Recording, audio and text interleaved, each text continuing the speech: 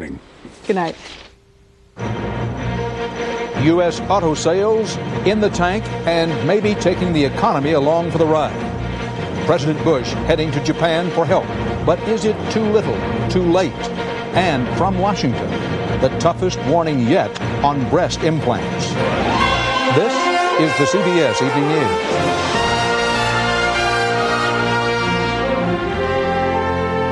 Good evening. Dan Rather reporting. What's ahead for American business and jobs? The question takes on new relevance tonight because the country's big three car makers today reported one of their worst sales years. The automobile industry, of course, is one of the main driving forces of the whole American economy. CBS News money correspondent Ray Brady has the facts and what they may mean for the future. At the big Los Angeles Auto Show this week, there's a combination of glamour, glitter, and goodbye. Goodbye to a year nearly everyone at this show wants to forget. Figures out today show the U.S. auto industry continued its long downward slide in 1991. At Ford, sales plunged 13.6%. Chrysler down 14.7%. GM down 12.6%. Well, everybody is saying, thank God, 1991 is over. And I think the general consensus is that 92 couldn't be any worse than 91. But not all analysts agree. In a new report, the Economic Strategy Institute says only cooperative action among the Japanese and U.S. governments and their automakers can save the American industry. Detroit is a dying industry. That is, the big three are gradually going out of business. They are going the way of the consumer electronics, the VCR, the television. Already, Japanese cars made here and abroad have snapped up nearly 27% of the U.S. market. The recession also has slowed sales of American cars. What's more, though their quality is getting better, buyers still remember the shoddy cars of the 70s and 80s. Winning them back could be tough. I think the U.S. auto industry is going to continue to shrink. I think plants will close. I think people will be laid off. It's not just Detroit that's worried about the future. It's also the people who supply the big three with glass, lead, plastics. As many as 13 million workers who count on the American auto industry for their livelihood. Ray Brady, CBS News, New York. The chairman of General Motors, Ford, and Chrysler are traveling with President Bush on his current tour of the Far East. Mr. Bush is stopping in Japan for some election year talks. Our Tokyo correspondent, Bill Whitaker, begins our coverage.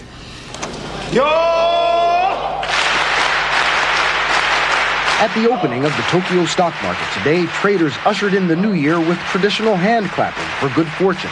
The government predicts Japanese workers will produce a fortune this year, a record trade surplus. On the eve of the visit of President Bush to Tokyo, if the Japanese trade surplus booms over $100 billion, that's certainly not the way to welcome the president. He's going to be seeing red ink. While the Japanese sold almost 4 million cars to the U.S. last year, the big three U.S. automakers sold fewer than 15,000 here. Japanese consumers say the problem is with American cars. This is a Cadillac, America's #1 car. You can see how bad it is. Japanese officials say improving the quality of American cars and auto parts would do a lot more to boost sales here than political jawboning and arm twisting. Stung by growing U.S. anger, Japanese automakers now say they plan to help sell American cars here. And the government says it will ease regulations on auto imports. It's over 40 years that Japan has benefited from the friendship of the United States. And it's about time we reciprocate. Some Japan watchers say they've heard it all before. Bush will come away from Japan with a lot of Japanese promises. The Japanese will smile, they'll be polite, they'll be very accommodating. And 2 days after Bush is gone, they'll begin breaking every promise they made. It's tradition for Japanese craftsmen to hammer out a sword for success in the new year. But few believe a new trade agreement forged in the heat of the political spotlight will bring much lasting success. Bill Whitaker, CBS News, Tokyo. This is Susan Spencer at the White House. In Japan tomorrow, Mr. Bush will play to one main audience, and it's not Japanese. It's the one he has courted from Sydney to Seoul, Main Street, USA, worried about the loss of American jobs and eager to find someone to blame. The more access we have, The more we can invest, the more that means, eventually means for jobs in our country. Recognizing that the economy is the political issue these days and smarting still from criticism of his far-flung foreign travel, Mr. Bush may have had little choice but to play this trip as a sort of Chamber of Commerce job hunt. But is he setting himself up? There's nothing that Japan can do that I'm aware of that's going to result in any significant increase in jobs in this country in the short term. Economists agree, some saying that rather than a few concessions on cars, the president should be pushing for more fundamental economic changes. If he brings back a package that's a mouse, doesn't really deliver very much, he'll get a lot of criticism from all quarters of the American political spectrum. Certainly from Democrats who already are busy raising expectations, insisting the president has to get results now. President Bush has got to do more than make it rhetoric or an election year ploy. I can guarantee you political opponents, no matter what is achieved, will be saying, hey, you didn't jump quite high enough. You need to get over the bar. We've just raised it another foot. But that's politics. But if the bar is higher than Mr. Bush likes, he also may have himself to blame. For it's clear that chief among the jobs he is very concerned about these days is his own. Susan Spencer, CBS News, the White House. There was no hand clapping on the New York Stock Exchange today. Wall Street's holiday rally is over. After running up 6 straight record highs, the market stopped to catch its breath. The Dow Jones Industrial Average lost just over a point, but still closed above 3,200. Still ahead on tonight's CBS Evening News, a wild weather weekend, and thanks to El Nino, the worst may be yet to come. And 1991. It had the kind of ending Hollywood loves. Hook, I want those kids out of that net in less than 1 minute, or you better get an attorney and hope to God he's better. Along with the Glaciers, a string quartet. There are Eagles and old world antiques. Midnight Sun, Rosenthal china, the finest service, and the spouting of whales. Surely there is no land on earth more magnificent and wild than Alaska, and no way more civilized to see it than aboard the ships of Holland America, the world's best cruise line.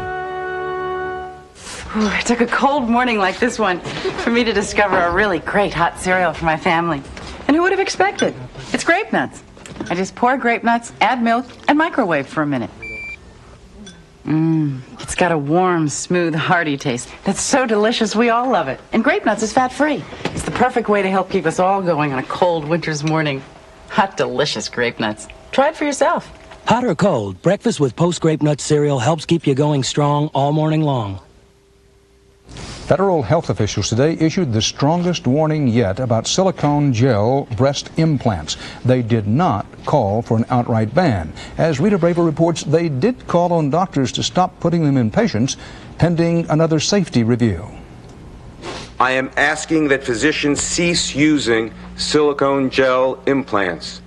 As physicians, our first obligation is to do no harm. It was news Sybil Goldrich, a leader in the fight to ban silicone breast implants, had waited for years to hear.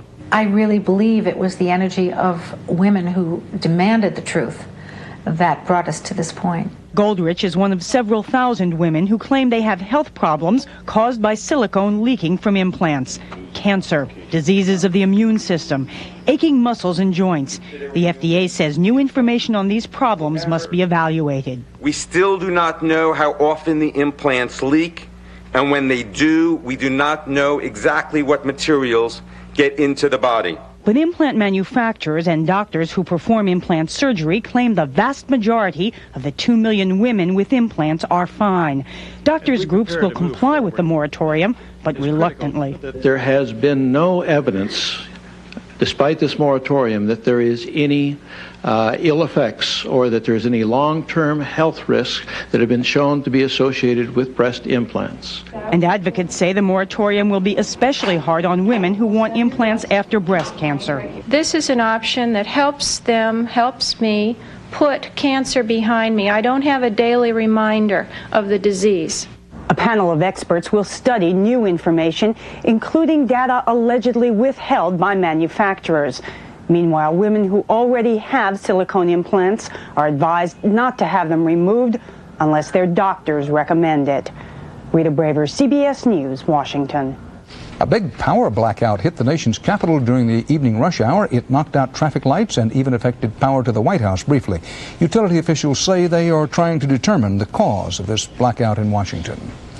The East Coast is recovering today from a weekend storm that churned up some of the worst tidal flooding in decades. No deaths reported, but the storm tore up the shoreline and battered property from Virginia to New England. Jacqueline Adams has our report. New Jersey, Delaware, Maryland, and Virginia beaches were hit once again by powerful winds and waves. This fourth major storm since August's Hurricane Bob caused millions of dollars of damage. Seawalls and boardwalks crumbled. Streets in near-empty tourist towns looked like canals. Homes and businesses flooded. The first wave took the walls out, and by the time the second wave got here, we had no choice but just to jump for it, and I swam out. The biggest loss, sand. Take Ocean City, Maryland, which just spent $35 million building up its coastline. Ocean City lost roughly 80% of its protective sand dune. If we get another one impinging on the shoreline, then our results could be devastating. Now the water rushes right under this seawall here, and is what's causing all of this further erosion here, which is actually traveling all the way up to the edge of the road and starting to make that collapse as well. With no plan or money to rebuild the beaches or seawalls, Belmar, New Jersey Mayor Kenneth Pringle can only hope all this winter's storms have passed. Essentially, we're just rearranging deck chairs on the Titanic right now. We have a limited budget. There's only so much we can do. But meteorologists doubt the worst is over. The East Coast, they say, will continue to be battered by El Nino, a worldwide weather system which strikes every 4 to 5 years. Rain from its highly volatile, warm air currents is easing the drought in California. But in places like Texas and the mid-Atlantic, there's only devastation and 3 more months of winter left to endure. Jacqueline Adams, CBS News, New York. Stick with CBS now for more news, including the fallen and fleeing leader of the Georgian Republic.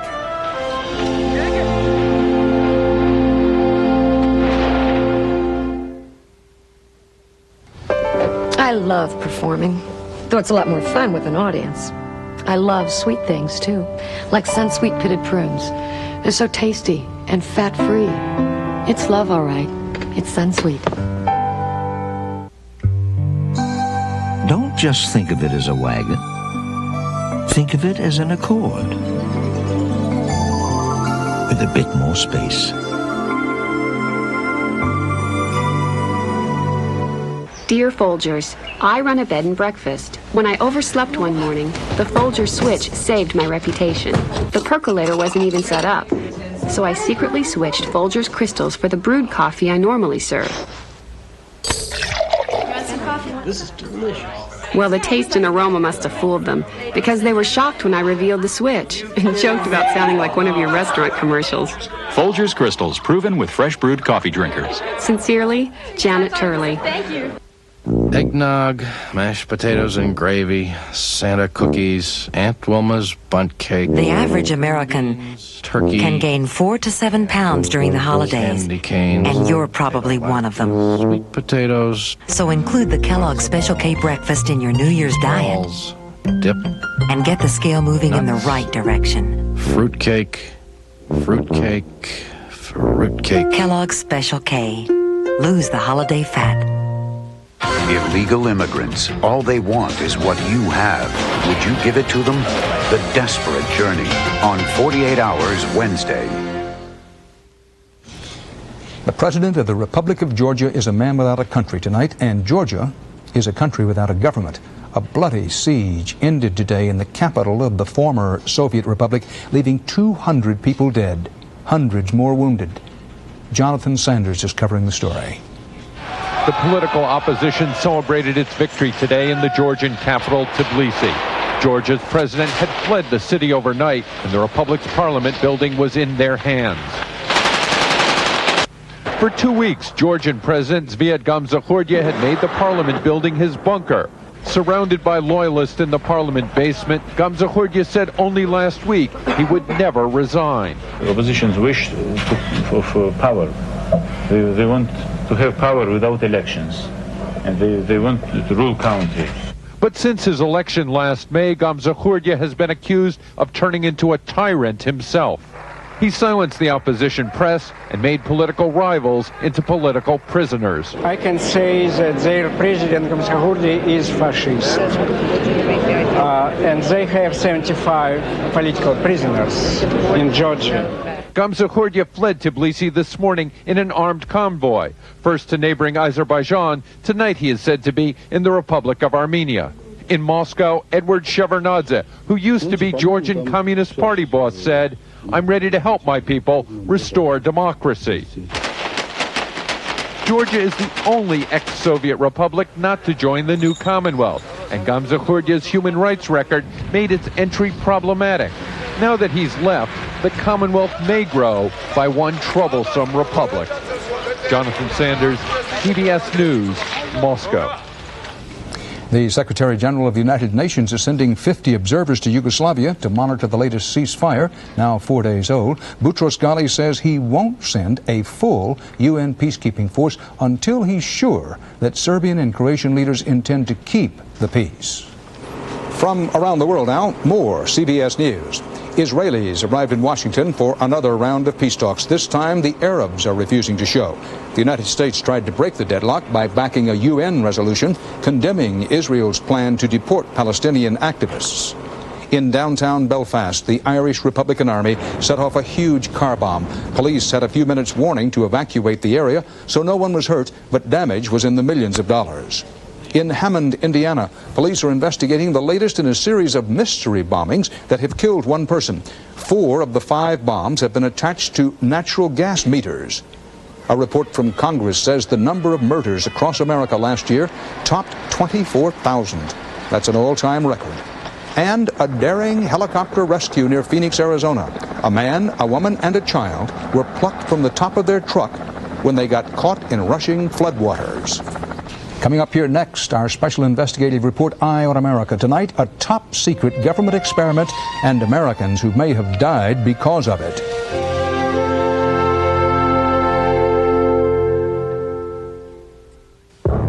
Nighttime, one of the worst times for pain.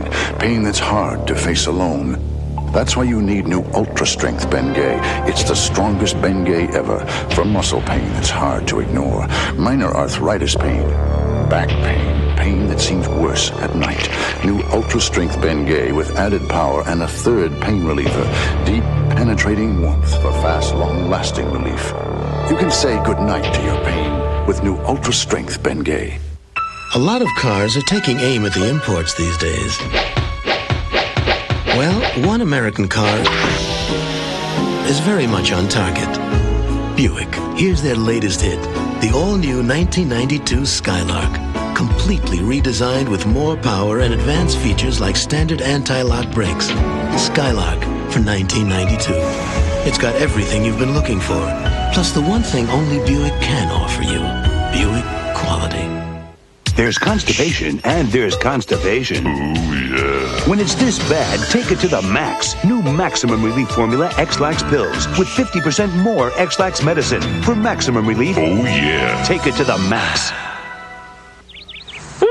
The glorious freshness of mint. Nobody knows it better than Polident. That's why there's a splash of mint in every Polident tablet to leave your dentures feeling gloriously clean and fresh. Get super strength Polident with a splash of mint. I'm Harry Smith. And I'm Paula Zahn, political sharpshooter or just plain funny. Comedian Mort Saul tomorrow on CBS This Morning. Breakfast for your head.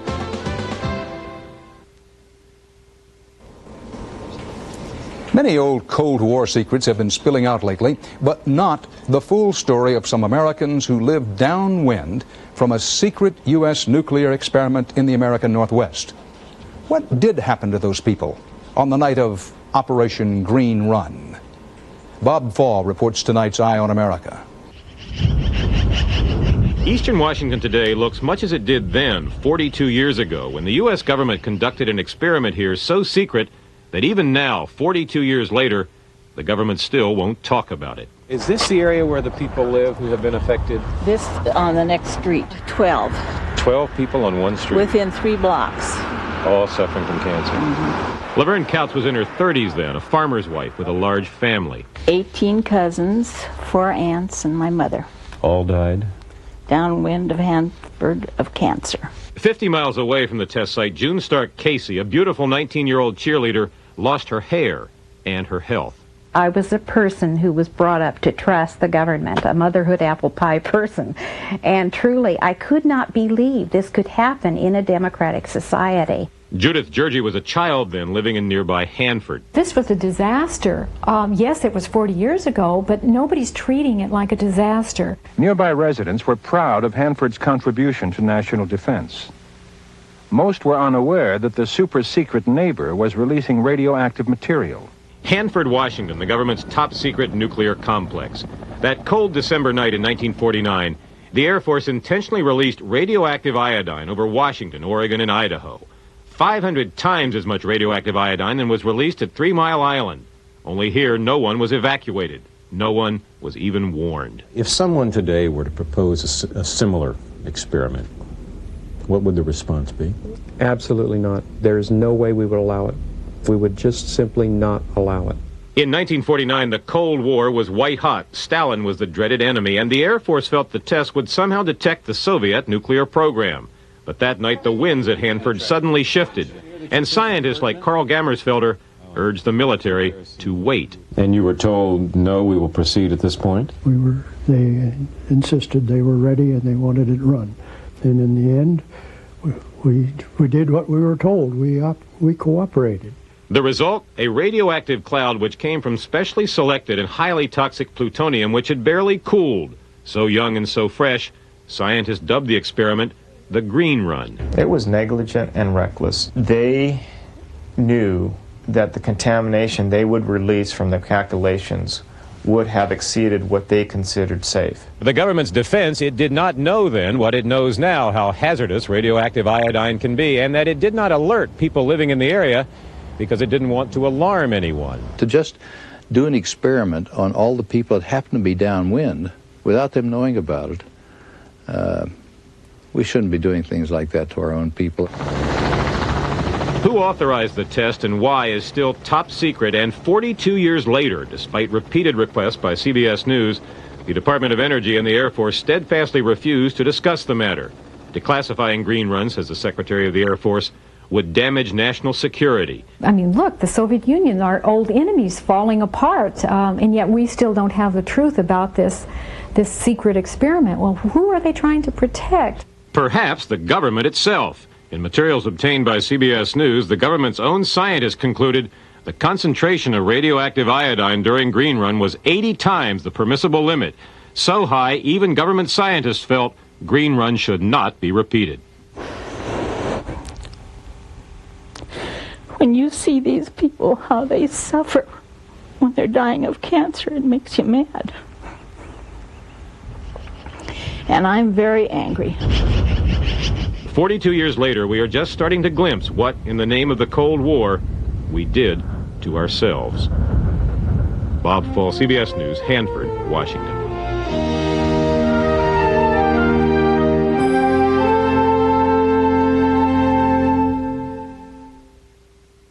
Great recipes start with Campbell's new broccoli cheese soup. Now you're cooking. Good cooking. Cooking. Look for more great recipes Sunday, January 12th in Parade and USA Weekend. Now you're cooking. Good.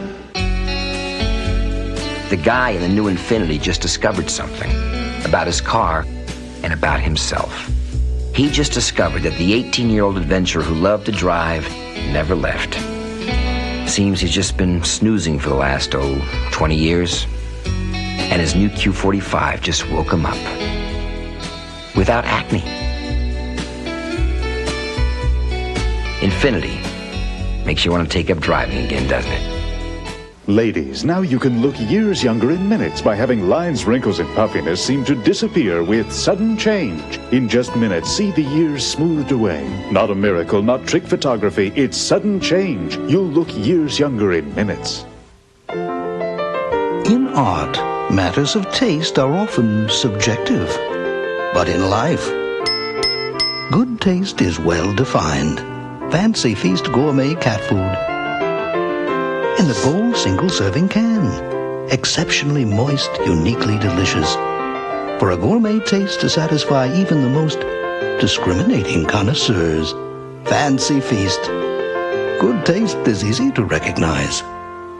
I was afraid to go to the doctor. I didn't want to hear that I might have an ulcer, but I just couldn't ignore my stomach.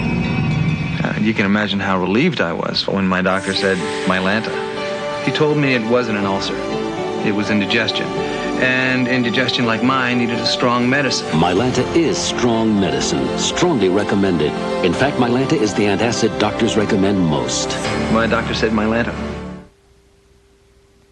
Hollywood's happy. By the numbers, the American movie industry just racked up a happy ending to its holiday ticket sales. But is it real or just another Hollywood ending? Richard Roth has more about recession, reality, and the fantasy factory.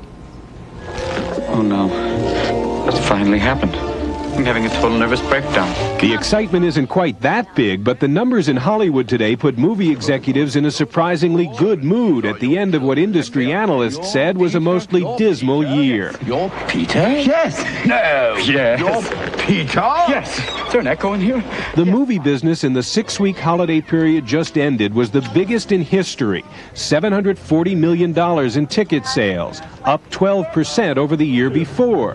What's the mood in studio boardrooms?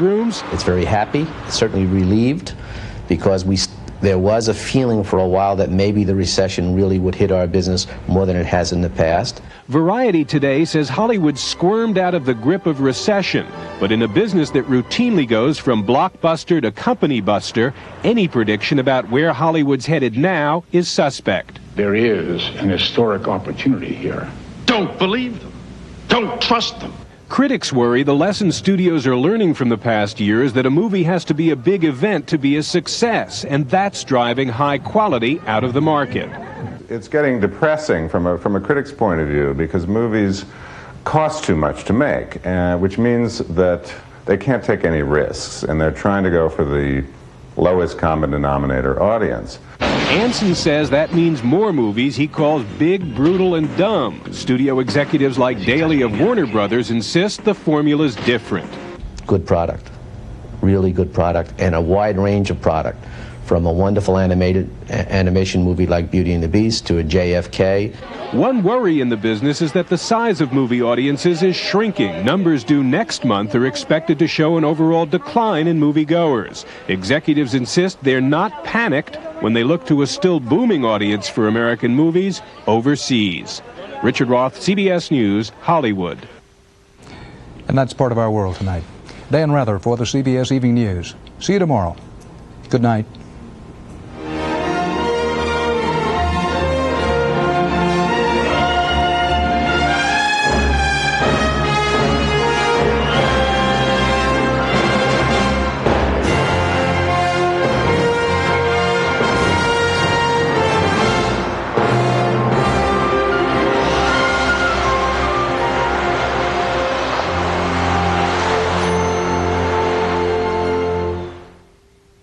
You may call it junk mail, but listen up. All that unwanted paper tells a lot more about you than you might want others to know. How much more? Find out on the CBS Evening News tomorrow. The people of CBS News. Dan Rather. Connie Chung. Mike Wallace. Paula Zahn. Ed Bradley. Leslie Stahl. Harry Smith. Morley Safer. Bob Schieffer. And Charles Kuralt. Experience. CBS News.